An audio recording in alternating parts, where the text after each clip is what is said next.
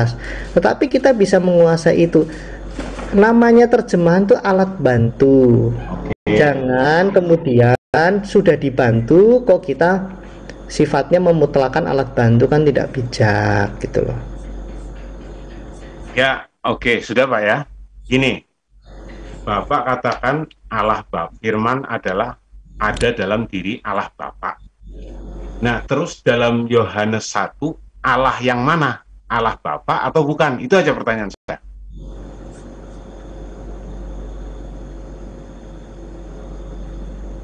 Sudah?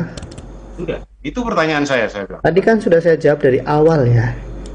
Enggak, kalau jawab dari awal itu Bapak tidak mengatakan bahwa dalam Yohanes 1 adalah Allah Bapa. Tapi Bapak menjelaskan bahwa firman ada dalam diri Allah Bapa. Ya, itu bicara bukan Allah Bapa, Pak. Itu bicara Pak, itu Pak Bapak nih, Pak. Ini coba ya. Enarchi en ologos. Ya. Ya, enarchi en ologos ya. Pada mulanya adalah Sang Firman, ologos. Ya. Ada O-nya. Ya, kai en atau dan ologos, Sang Firman atau si Firman gitulah ya. En pros ya. Berada pada theon, God. Theon ini bukan hotheon, bukan hotheos. Artinya ini bicara hakikatnya, zatnya, Pak. Kealahan gitulah ya. Sebenarnya terjemahannya idealnya kealahan supaya tidak membingungkan. Kai dan theos, bukan hotheos. Kealahan en ologos adalah sang logos, sang firman. Jadi ini bicara tentang misalnya gini, pada mulanya adalah firman, dan firman berada pada diri kemanusiaan, dan kemanusiaanlah sang firman. Bukan dan sang manusia adalah firman, bukan. Kalau begitu pakainya kai hotheos en hologos. Di sini tidak ada hotheos, Pak. Ini ada yang unik lagi, itu permisalan kata kemanusiaan, karena di sini jelas bicara Allah, katanya diterjemahkan Allah. Ini Allah kan katanya bukan manusia. Ini gimana? Saya pakai analogi. Kalau analogi jangan menyamakan dengan ada yang dianalogikan. Pada mulanya kata-kata itu. Bapak tahu arti ini nggak? Hakikat atau zat, Pak? Nanti dulu, jangan dulu. Saya mau tanya dulu itu. Kalau nggak tahu repot soalnya. Enggak. Gini, Bapak kan sempat mengatakan bahwa sebenarnya terjemahannya harus kealahan, ya. Contoh tadi. Bukan yang sebenarnya adalah kealahan ini terjemahannya. Artinya ketika Allah diterjemahkan Allah oleh LAI bisa bikin blunder dong, Pak. Ya makanya sekarang ke bahasa aslinya saya bawa, Pak. Jangan ada permasalahan. Artinya LAI salah. Loh, saya tidak mengatakan LAI salah. Ini kan cara menerjemahkan LAI gini. Misalnya, Pak ya, kalau orang Amerika bilang watch your back, itu Bapak bisa mengartikan lihat belakangmu. Ada yang bisa mengartikan lihat punggungmu. Ada yang mengartikan menerjemahkan hati-hati. Nah, kalau saya di Amerika ngomong hi bro, watch your back, itu artinya hati-hati bro. Jadi kalau dikatakan Allah, ya oke. Kalau memang perlu dikritiki terjemahan ini, kembali ke bahasa aslinya. Jadi namanya terjemahan itu tidak bisa dimutlakan, Pak. Makanya terjemahan Quran juga banyak versi. Begini, Pak, mungkin penjelasan Bapak ini tidak semua dipahami oleh orang Kristen sendiri, gitu. Ya, otomatis. Kenapa? Karena ketika itu Bapak menerangkan ke saya, mungkin di luar sana semua akan mengatakan bahwa firman itu firman adalah Allah, misalkan. Firman Bukan, itu Pak. Orang Kristen semuanya tahu. Makanya dalam puji-pujian tuh ada firman jadi manusia. Itu bukan berarti Allah kehilangan firmannya bisu jadi manusia. Terus kemudian hormat bagi Allah Bapa, hormat bagi anaknya, hormat bagi Roh Kudus. Bukan kayak gini, ketiganya yang tiga, nggak ada. berarti Ketiganya yang esa. Jadi ketika firman itu menjadi manusia, bukan berarti Allah sudah tidak berfirman lagi gitu. Loh iya, itu Yohanes 1:14 itu sebenarnya firman itu di dalam sarx, di dalam daging. Terjemahannya menjadi bukan berarti dari benda padat menjadi benda cair, nggak seperti itu. Makanya di Yohanes 1 ayat 18 di sini dikatakan tidak seorang pun yang pernah melihat Allah, tetapi anak tunggal Allah, ini maksudnya bahasa teologis, istilah teologis untuk firman, yang ada di pangkuan Bapa, artinya di dalam diri Bapa, dialah yang menyatakannya hukumnya. Jadi menjadi manusia itu bukan berarti Allah kehilangan firman, tetapi Yesus Kristus sebagai pewahyuan. Bentar, saya selesaikan dulu, jangan dipotong lah Pak. Yesus Kristus sebagai penyataan diri Allah itu menyatakan diri Allah. Sama halnya begini Pak, di dalam iman Kristen itu tidak ada firman Allah itu menjadi sebuah kitab suci, tidak ada. Firman Allah itu menjadi manusia supaya melalui manusia ini kami mengenali wahyu Tuhan yang adalah Tuhan. Wahyu Allah Bapa yang adalah Allah Bapa. Wahyu apa itu? Keselamatan. Pengertian Bapak ini, Yesus hanya sebagian dari firman gitu ya.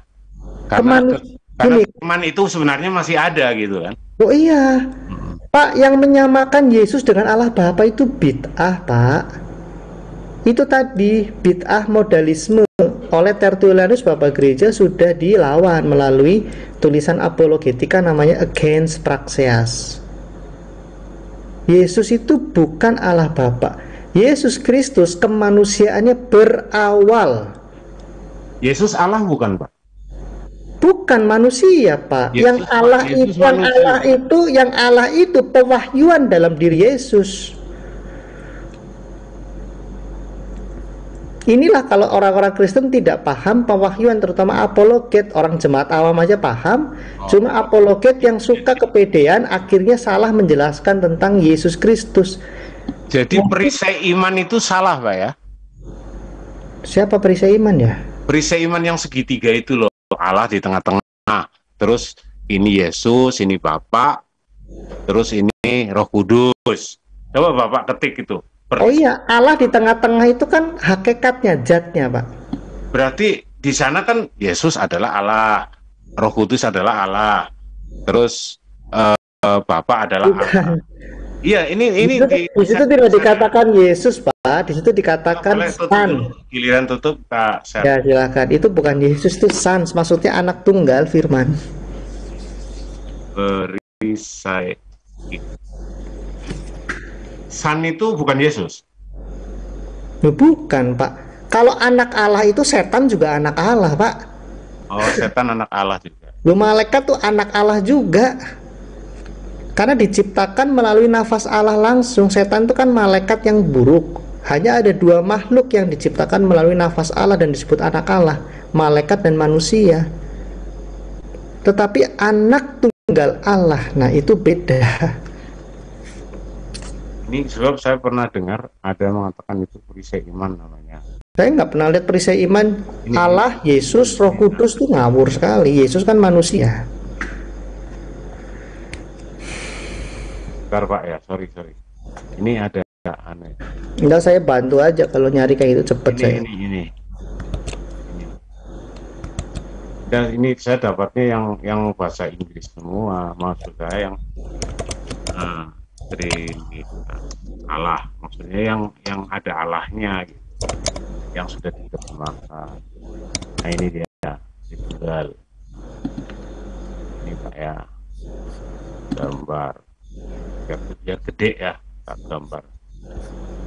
Copy, open.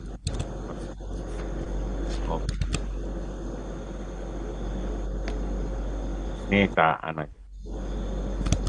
Kita share screen.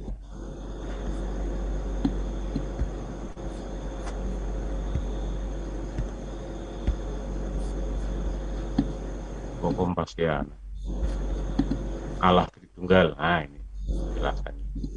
Ini di Kompasiana. Nah ini Pak ya. Ini. Tuh.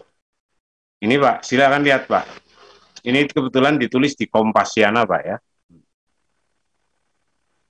Tuh. Ini penjelasan. Jadi ini, Bapak mengatakan katanya Yesus bukan Allah gitu kan, tapi putra. Lah putra, kalau putra berarti bukan putra juga gitu. Kalau Yesus putra, nah ini Pak. Bisa lihat Pak, Pak Justin bisa dilihat? Bisa Pak. Ya. Nah ini. Mana dikatakan Yesus di situ? Lah putra, Yesus bukan putra ya? Loh, makanya kalau bahas Trinitas itu jangan hubungan dengan dijawab saja. Bukan, yang putra itu firman, Pak. Yesus menyebut dirinya anak manusia. Jadi yang putra itu firman. Loh iya, namanya diagram dinasti bukan menjelaskan kemanusiaan Yesus. Ini menjelaskan Allah, yaitu Bapa, yang berada dalam hakikat Allah itu atau kealahan, memiliki firman-Nya yang tunggal, makanya disebut anak tunggal, dan memiliki rohnya yang menguduskan, makanya Roh Kudus. Firman itu dalam tujuan keselamatan menunjukkan wahyu dalam rupa manusia untuk menjadi juru selamat dan imam besar, Mesias. Jadi kalau baca diagram itu jangan terus hubungkan antara Bapa, manusia Yesus dengan Roh Kudus, itu salah sekali. Yang disebut putra di situ adalah anak tunggal Allah, Yohanes 1 ayat 18. Yohanes 1. Yohanes 1 berapa?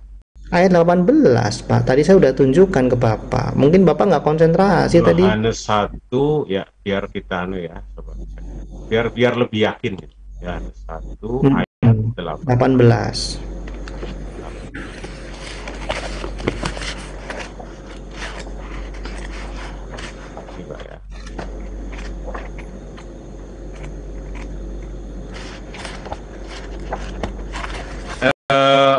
Berarti Yesus bukan, menurut Yohanes 1:18 nih, Yesus bukan firman ya? Bukan putra ya? Yesus ya anak manusia, Mesias itu. Iya, bukan putra dalam Tritunggal itu ya? Loh, anak tunggal Allah itu firman, Pak. Firman itu untuk tujuan keselamatan.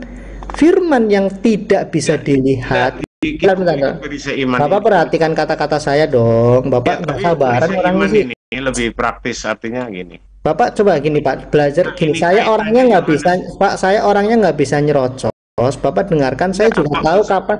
Saya juga tahu kapan waktunya berhenti. Jadi kalau saya lagi menjelaskan hal yang penting jangan dipotong dulu. Tapi jangan khotbah Pak ya. Bukan khotbah Pak. Saya nggak bisa cepet. Saya jelasin tidak pernah lebih dari 1 menit. Silakan. Ya. Jadi kalau dikatakan, makanya saya jadi lupa, masih gini ya. Tidak ada Pak ajaran Trinitas itu membuat satu lingkaran Allah Bapa, manusia Yesus dengan Roh Kudus, itu nggak ada. Yang disebut putra itu adalah anak tunggal Allah, Yohanes 1 ayat 18. Karena Allah itu esa, makanya firman-Nya juga esa, makanya disebut anak tunggal Allah. Nah, memang istilah anak tunggal Allah ini adalah istilah imanen. Diperkenalkan setelah firman itu menampakkan diri dalam rupa manusia, tetapi bukan manusia jadi-jadian, tapi pribadi manusia. Putra di sini bukan Yesus ya. Itu aja poinnya. Anak tunggal Allah firman yang menampakkan diri dalam rupa manusia. Jadi kalau menjelaskan gini Pak, kalau kami menjelaskan konsep ketuhanan itu tidak boleh disimplikasi firman itu Yesus ya, berarti firman tidak ada lagi Yesus, tidak boleh seperti itu. Ada sistematika menjelaskannya. Ini yang sering menjadi salah. Karena mencoba menunjuk langsung kepada Allah tanpa lewat rumusan yang jelas, tidak bisa. Allah tidak bisa ditunjuk-tunjuk, nggak bisa, harus melalui firman. Kita mengenal alam semesta ini adalah ciptaan Allah. Tidak bisa. Alam semesta ini adalah ciptaan Allah melalui firman-Nya. Jadi orang Kristen itu tidak boleh melangsungkan atribut-atribut kata-kata kita kepada Allah yang maha segala-galanya, tidak terukur itu.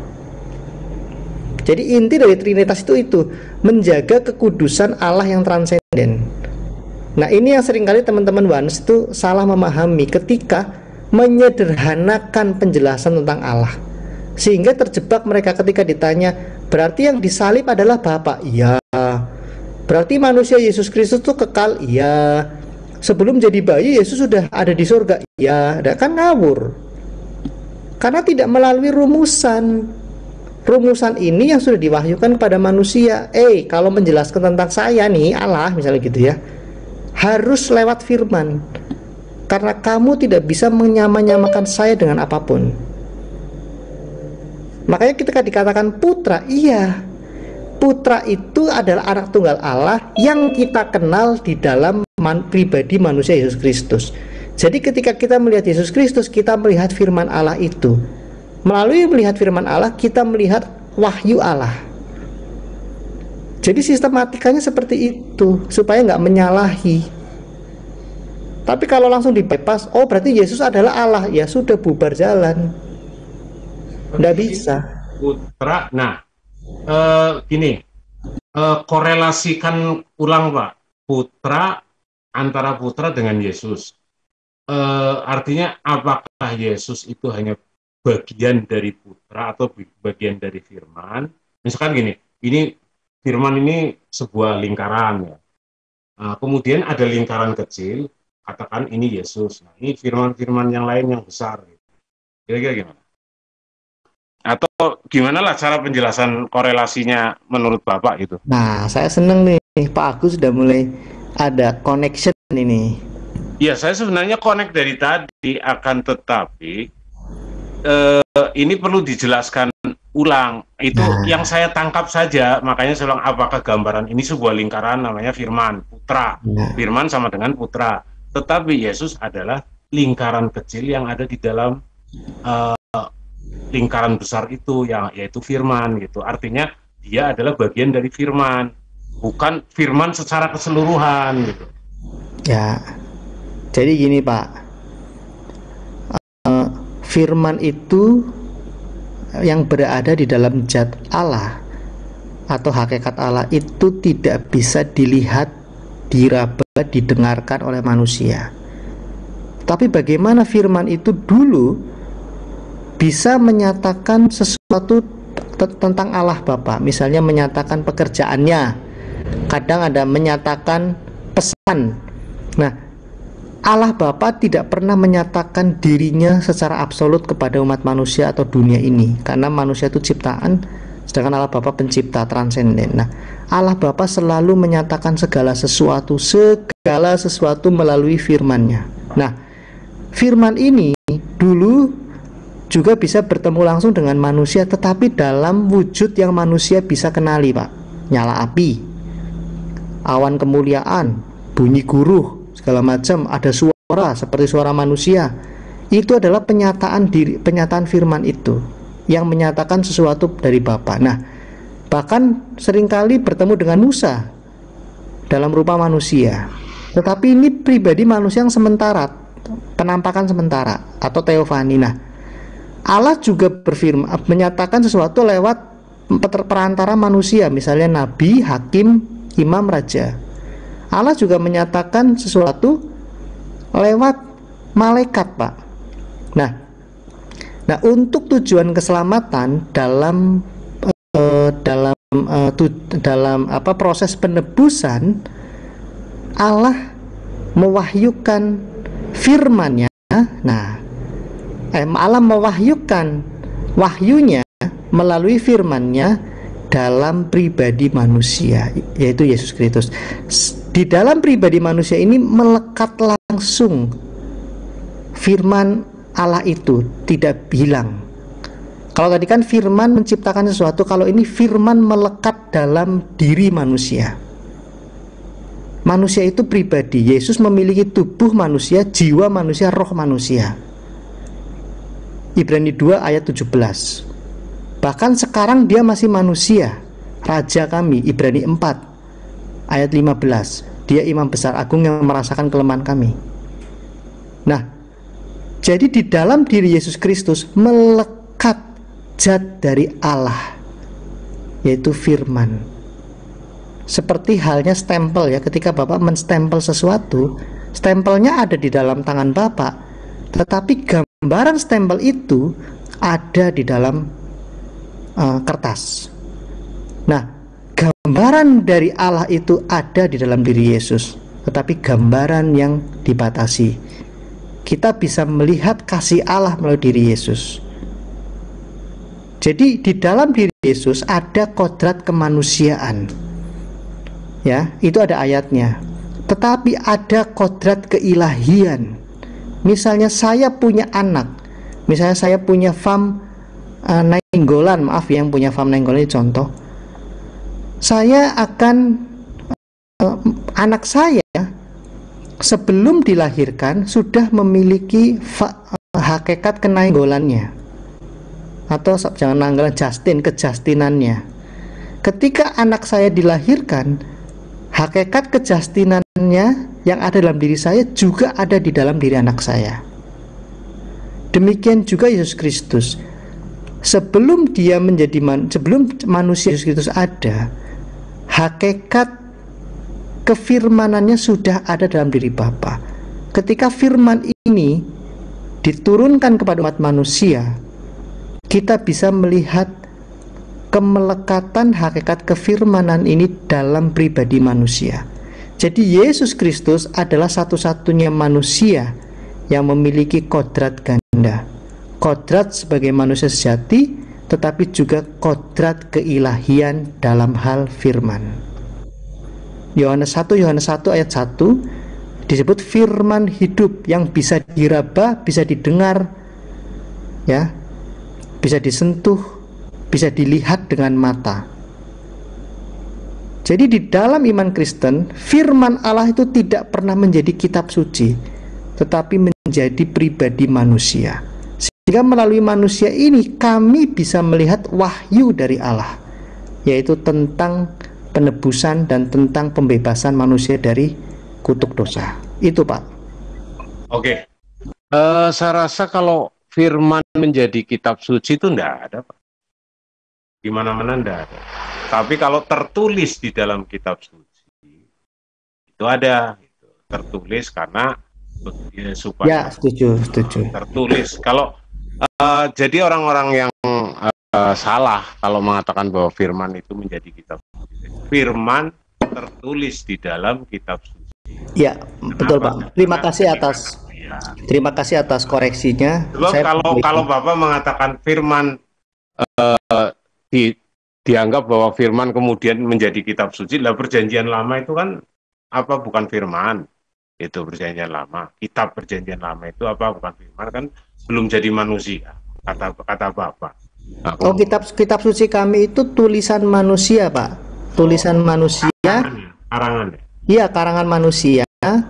Ya, misalnya saya mengarang kan bukan negatif, kecuali mengarang-arang itu ngawur. Jadi tulisan manusia yang ditulis secara natural, tetapi ketika tulisan itu dirangkai ya selama ribuan tahun dari 40 penulis, kita melihat ada satu penulis tunggal yang menceritakan satu cerita tunggal, yaitu cerita tentang keselamatan umat manusia. Artinya di dalam kitab Bapak itu tidak 100% firman Allah gitu ya?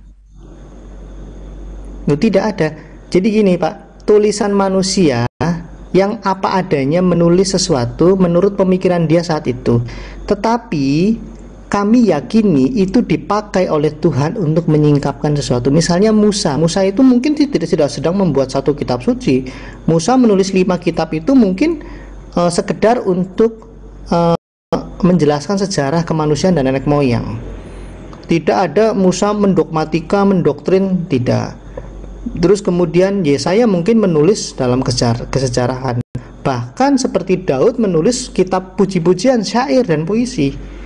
Bahkan seperti Paulus itu surat pribadi dia Pak, surat pribadinya dia untuk jemaat yang dia dirikan. Jadi di dalam kitab suci tidak ada firman Allah gitu ya?